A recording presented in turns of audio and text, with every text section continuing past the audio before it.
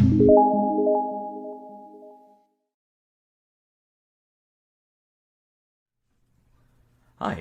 my name is Charles Givery. I am CEO and co-founder of DataDistillr, and today I'm going to show you really quick how you can use DataDistillr to pull remote data from various government sources. In this case, we're going to use the state of Maryland's reporting open data portal, and we're going to look at the power outage data. So if you want to try this experiment, the link will be in the description below.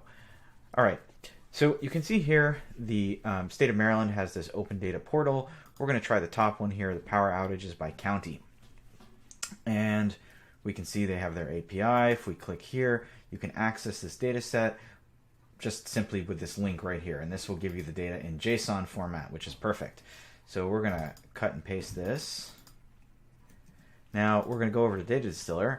And I've already set this up, but I'll just walk you through how we would do this. You would click on Add here, but I'm going to click on Edit because I already set this up. Give it a name. Now we want to add an endpoint, so I'm going to call it County Outages.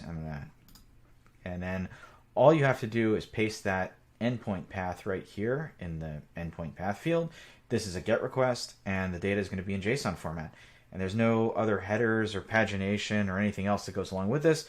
So this is really all we have to do.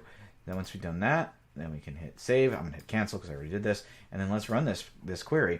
So you'll see what this will do is this is going to pull this data in real time, and there you go. Boom. So, and we can, yeah.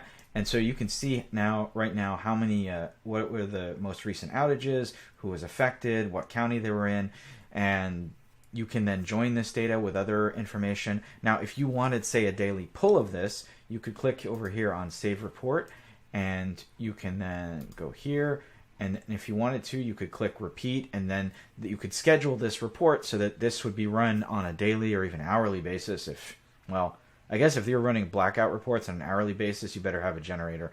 But in any event, you could get this data, and this could be any data. This could be a stock reporting. This could be, Forex. It could be whatever. But point being is that you can get. It's very easy to query this data and bring it back and join it with other data sources using DataDistillr. So thank you very much, and happy distilling.